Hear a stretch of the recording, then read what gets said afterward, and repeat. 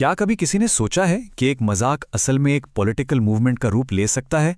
आज हम एक ऐसे ही अनोखे और चौंकाने वाले पॉलिटिकल एक्सपेरिमेंट की बात करने वाले हैं, जिसका नाम सुनकर ही शायद हंसी आ जाए। कॉकरोच जनता पार्टी यानी सीजेपी। पर यकीन मानिए, ये सिर्फ कोई मजाक नहीं है। ये राजनीति, तीखे व्यंग्य और आज के युवाओं की बढ़ती हताशा का एक बहुत ही गहरा मिश्रण है। तो चलिए समझते हैं कि आखिर इस अजीबोगरीब नाम वाली पार्टी के जन्म के पीछे की असली कहानी क्या है और इनका मैनिफेस्टो असल में कहता क्या है। इस पूरे किस्से की शुरुआत होती है एक बहुत ही खास घटना से। 16 मई की बात है, जब भारत के मुख्य न्यायाधीश यानी सीजेआई सूर्यकांत द्वारा की गई एक मौखिक टिप्पणी ने ऑनलाइन दुनिया में हंगामा खड़ा कर दिया। उन्होंने कहा था, कॉकरोच और परजीवी।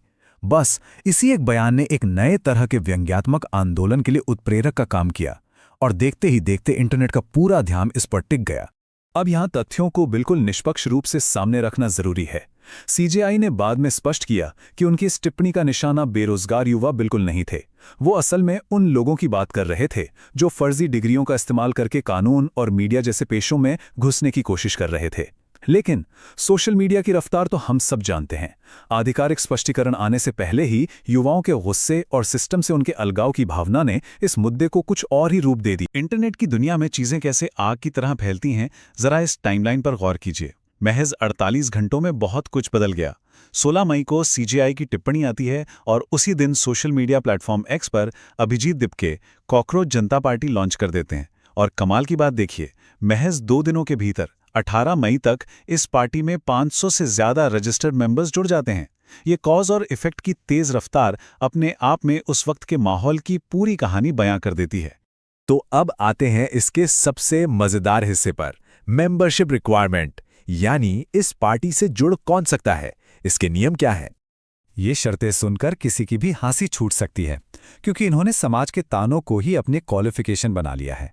शामिल होने की 4 शर्तें हैं। पहला, बेरोजगार होना। दूसरा, आलसी होना। तीसरा, ऑनलाइन रहने की लत होना। और चौथा, प्रोफेशनली भड़ास निकालने में माहिर होना। यह बहुत ही स्मार्ट तरीका है।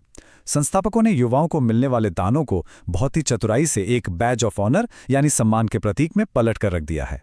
अब दिमाग में ये सवाल आना लाजमी है कि आखिर इस पूरे अभियान के पीछे है कौन। चलिए मिलते हैं अभिजीत दिपके से, जो इस पार्टी के संस्थापक हैं। अभिजीत अमेरिका की बॉस्टन यूनिवर्सिटी से पब्लिक रिलेशन में मास्टर डिग्री कर रहे हैं और अगर उनके राजनीतिक अनुभव की बात करें तो वे 2020 से 2023 तक आम आदमी पार्टी की सोशल मीडिया टीम में वॉलंटियर के तौर पर काम कर चुके हैं। ये बैकग्राउंड जानना इसलिए जरूरी है ताकि हम समझ सकें कि इस व्यंग्यात्मक अभियान को डिजाइन करने वाले का नजरिया और अनुभव क्या रहा है। लेकिन इन सब में एक बहुत बड़ा सवाल यह है कि आखिर कॉकरोच ही क्यों? नाम थोड़ा अजीब लगता है ना? दरअसल अभिजीत इस रूपक को एक बहुत ही गहरे अर्थ में पेश करते हैं। कॉकरोच का मतलब है किसी भी मुश्किल हालात में खुद को ढाल लेना और सरवाइव कर जाना। ये उन युवाओं का प्रतीक बन गया है जो एक ऐसे सिस्टम में टिके रहने की कोशिश कर रहे हैं जो उन्हें पूरी तरह अनदेखा करता है।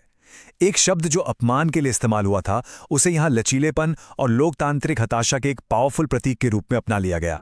अब यह समझना भी जरूरी है कि सीजेपी खुद को कैसे परिभाषित करती है। वो आखिर हैं क्या और क्या बिल्कुल नहीं है।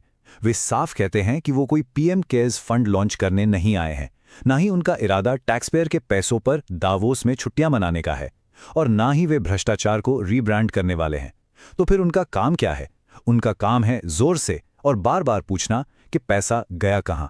वे सीधे तौर पर वित्तीय जवाबदेही मांग रहे हैं और इसीलिए उनकी टैगलाइन है, आलसी और बेरोजगारों की आवाज। चलिए अब सीधे इनके मैनिफेस्टो पर आते हैं। सीजेपी के 5 आक्रामक वादे। पार्टी का नाम भले ही मजाकिया हो, लेकिन इनके वादे एकदम सीरियस हैं। उनके संस्थागत सुधारों को देखें तो ये पूरी तरह से व्यवस्था विरोधी रुख अपनाते हैं। न्यायपालिका के लिए उनका प्रस्ताव है कि रिटायरमेंट के बाद किसी भी सीजेआई के राज्यसभा जाने पर बैन लगना चाहिए। चुनाव आयोग के लिए मांग है कि अगर कोई भी वैलिड वोट डिलीट होता है तो मुख्य चुनाव आयुक्त को यूएपीए के तहत गिरफ्तार किया जाए। और राजनेताओं के लिए दल बदलने वाले विधायकों या सांसदों पर 20 साल तक चुनाव लड़ने और सार्वजनिक पद से दूर रहने का प्रस्ताव है।